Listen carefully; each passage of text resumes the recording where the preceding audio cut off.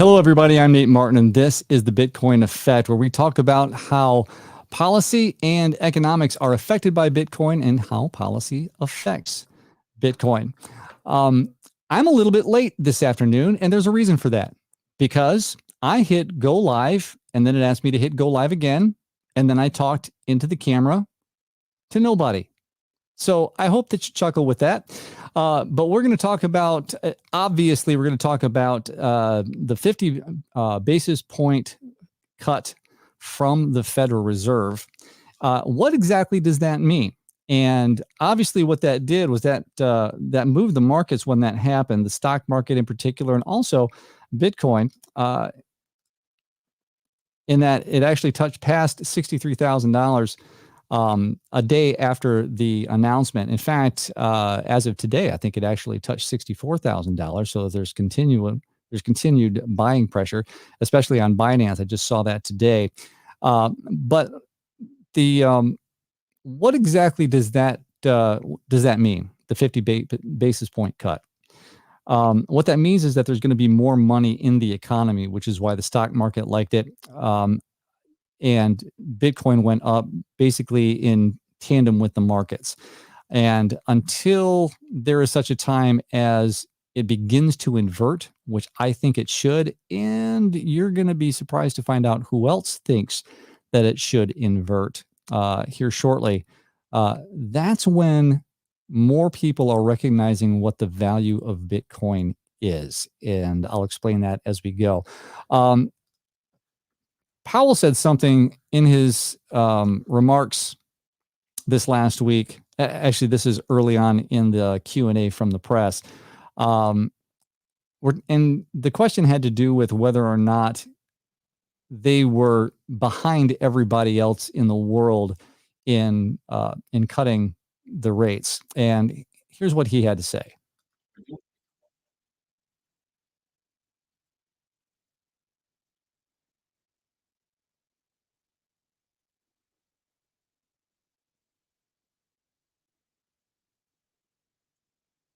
Oops. And that's what happens when you go live.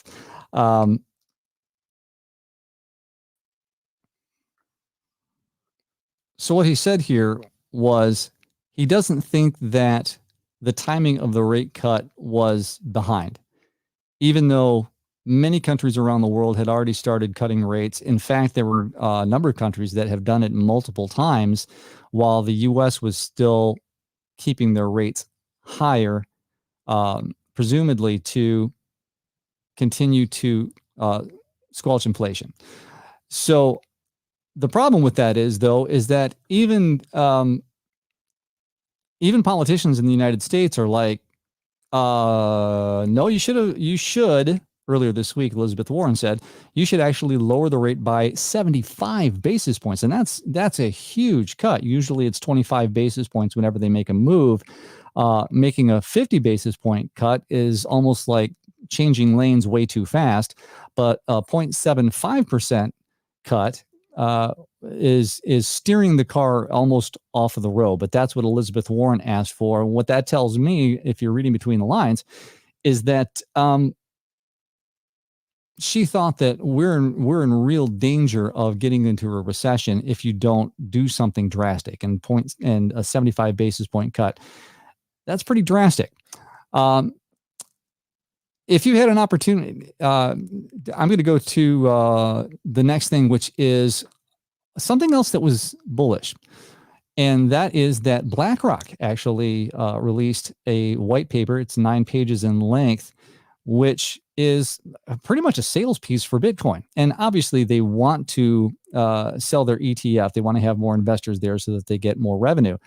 But if you take a look at what Eric Balchunas and Michael Saylor said about this, Michael Saylor actually pretty much says BlackRock has published some excellent research on the topic of Bitcoin as a unique diversifier of your portfolio, and leaves the link for the paper in that post. What that looks like is 9 pages here with this cover, and basically, like I said, this is a very It starts with the basics of Bitcoin, what it really is. And, I could print this off, turn it into a business card and hand these out. And that's really the first thing that you can start talking to people about is what makes Bitcoin valuable, what makes it different, and why is it, as BlackRock puts it, why is it relevant? Because here's what fiat does on the left. I suppose I should put that up for you so you can actually see what I'm talking about. Here are the challenges our current monetary system has, and that is inflation and debasement because there's not a fixed supply. Secondly, it's difficult to transact across borders. And thirdly, access is limited to one particular country controlled by a central authority. What that means is that here in the United States, we've got the dollar. And if I want to travel over to Europe, I can't just use dollars over there. What that means is that I've got to exchange dollars for the euro so I can actually spend the money over there. What Bitcoin does and what it makes possible, and I love talking about this because this is what we as Bitcoiners should be talking about as people ask us questions. The maximum supply of 21 million makes it so that nobody can debase the value of your holdings. It's digitally native. It's not. There's no borders, and permitting near instantaneous global transfers of value. And I talked about this last week, where we have numerous examples of Bitcoin being transferred to the tune of billions of dollars, and the cost of that is less than $5, and it happens within an hour. And Bitcoin is the first truly open access global monetary system. They go on in the introduction to talk about whether or not Bitcoin is a risk on or a risk off asset. That's another question that we get a lot. The too long didn't read synopsis of that is it's neither. That's what BlackRock says. But because of its versatility as an asset, we're probably going to see here in this last paragraph in the introduction, over extended time horizons, we believe Bitcoin's adoption drivers are likely to be distinct from, and in some cases, inverted with the global macro factors, which I've been saying for a long time. It was like, I don't understand why people think Bitcoin is a risk on asset when it has the limited supply and the security that it offers.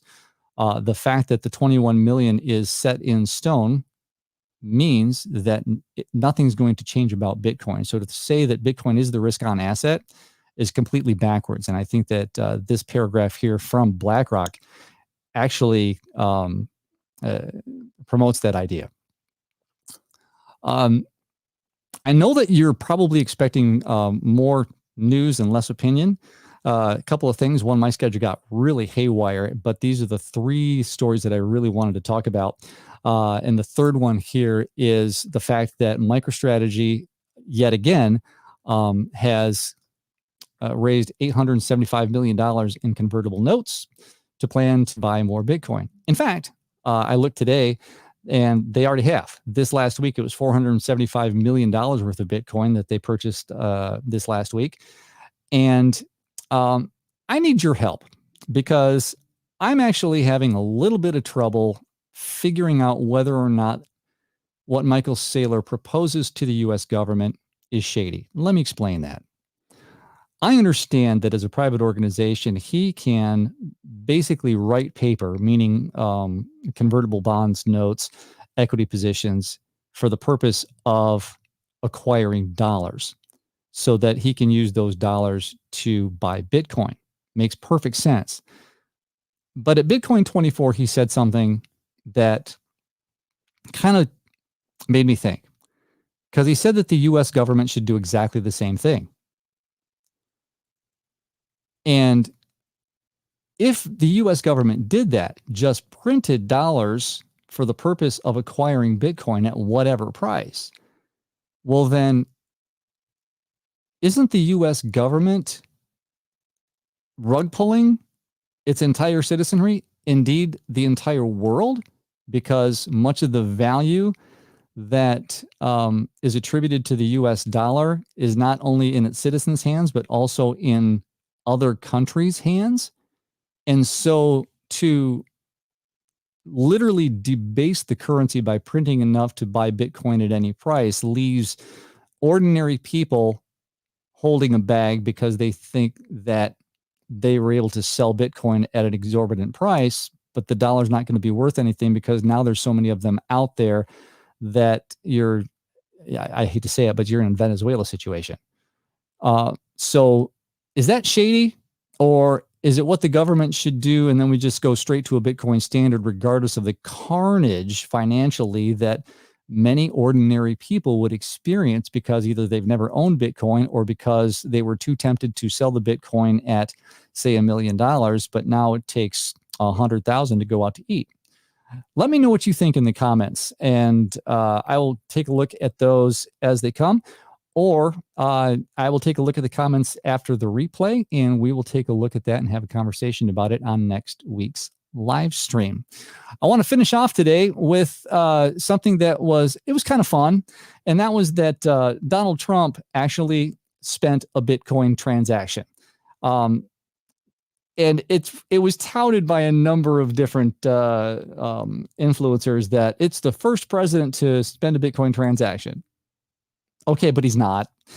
And Donald Trump is the Bitcoin candidate because of his visit to Bitcoin 24 and his promotion of Bitcoin in the industry, along with the crypto industry. And those are conversations that I'm hoping that some people in the Bitcoin realm will have conversations with Donald Trump and kind of straighten that out.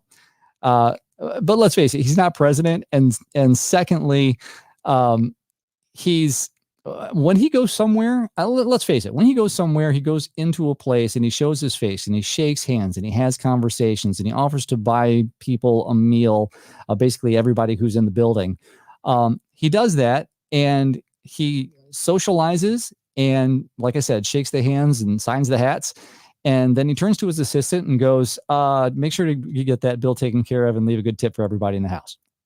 He never touches that money. He never touches the credit card.